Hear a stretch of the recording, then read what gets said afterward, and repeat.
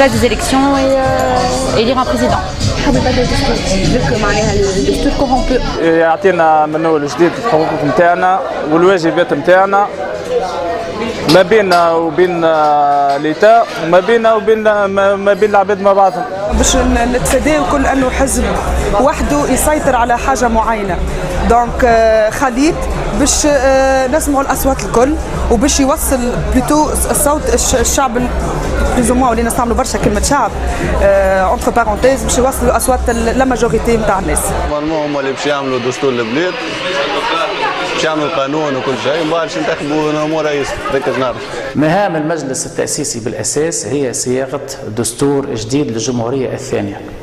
هذا الدستور الجديد هي باش يكون على القاعدة القانونية على أساسها تتبنى نظامنا السياسي اللي باش يكون بالأساس قائم على مبدأ حرية المواطن وكرامته واحترامها وتكريسها، قائم على مبدأ التفريق بين السلطات، وقائم على نظام سياسي يراعي بين النظام البرلماني والنظام الرئاسي اللي من بعد باش نحكيو عليه.